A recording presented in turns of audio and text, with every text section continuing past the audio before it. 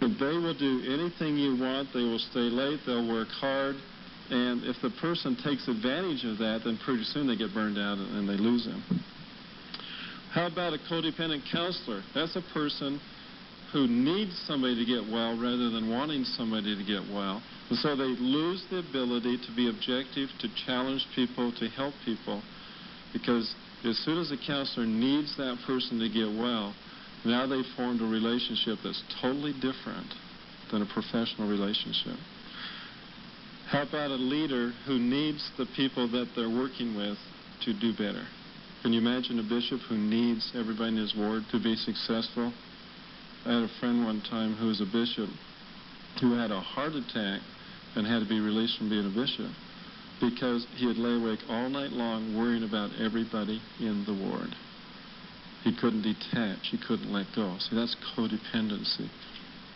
I have a friend that spent all kinds of money, a number of years, great sacrifice, becoming a nurse. She lasted 1 month and left nursing. Why? Because she just couldn't detach from the pain and suffering of the people she worked with. See, that's codependency. It's the youth who steals the watermelons or shoplifts because of peer pressure. It's the young girl in the back seat of the car who believes all that the church has taught in moral cleanliness. But she does what the young man wants her to because she's codependent to him. Because she needs him so badly that she will then drop the values and do what he wants her to. It's the sister who allows her husband to abuse her, and then when he tells her that she's the reason that he does that, she believes it.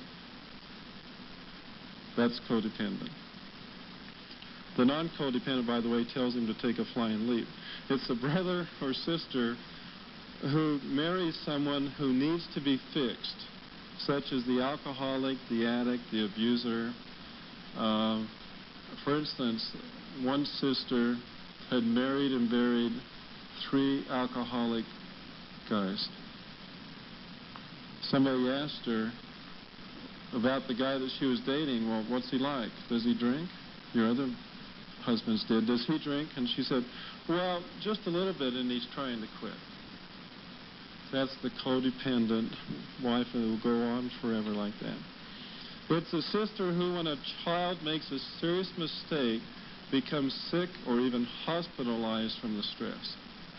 Why? Because she needs him to not be making mistakes. She needs him to be doing well. And if he isn't doing well, then she feels like she's a personal failure. She can't separate herself from his behaviors. It's the parents whose son goes on a mission, and they sit on a stand very proud, which is appropriate, of course, but a little too proud because of their codependency. And as they're sitting there, proud that he's going on a mission and basking in that glory, and a week later when they find out he can't go on a mission because of a serious problem, they're devastated and feel unable to come back to church, unable to face their friends.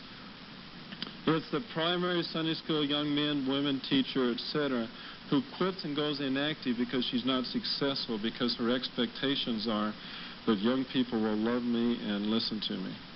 There are a couple out there, but most of them are going to challenge you and give you some fun times. It's the person who enables or rescues other people from the consequences of their behavior. Notice the definition, enabling. When we enable somebody, we rescue them from the consequences of their behavior. And so what we really do is we enable them to continue the behaviors that they have. So as long as we never experience the negative consequences of our behavior, then we conclude it's okay to keep doing what we're doing. And imagine, for instance, if the Lord did that to us. He doesn't. He's loving. He loves us. But He set certain parameters, and He's given us the gospel of Jesus Christ with the atonement so we can get out of consequences by our behavior, by repentance. But if we don't, in D&C section 19, he said, that we must suffer even as he suffered. And there's no rescuing unless we make the decision. It's totally upon us. What would happen to the gospel if it became a codependent gospel? We just say, well, Father in heaven, please rescue me from this. And you say, okay. We'll get out of anything. Imagine if your bank did that to you. See, wouldn't you love it? If all of a sudden we had codependent banks, call up the bank and say, excuse me, but I've just written a check for a new car and there's not quite enough in there. Would you cover it? And they say, sure. No problem. We'll do it. I mean, we're really glad to have you as a customer and we wouldn't want to lose you. Well, I tell you, they would be on the list of the savings and loans bailout real fast. In fact, that's what the government did, is they enabled a lot of savings and loans, and now we're paying for it, and everybody in this room is, as you know. Codependency is the alcoholic who comes home, throws up in the living room, passes out, and his wife, who's codependent, rescues him because she doesn't want him to be seen by the children in that state. So she cleans up the mess, she gets him in his pajamas, she gets him in bed. In the process, he gives her a black eye. And the next morning at the breakfast table, she says, hi. He says, hi, where'd you get the black eye? He said, well, you gave it to me. He said, no, I didn't, and that's why you're so hard to live with. And so she cries and feels terrible. The problem is she's rescuing him from his behavior because of her codependency. It's a leader that is too frustrated with the failure of others, so instead of loving people, he or she resents people. That happens even in the Lord's church, where people resent people because they're making mistakes, because they're not in church, because they're late for a meeting, or because they're not to a meeting, or because he didn't fulfill a calling. And so instead of approaching that person with love in a Christ-like way that leaders are to do in the Church of Jesus Christ, that they're approached with tremendous anger, frustration. Where were you? And we get, dictatorial leaders, and we get leaders who respond sometimes in inappropriate ways because of their codependency and not understanding that. And one final example is the person who makes a mistake and then is unable to give love even to themselves and even other people.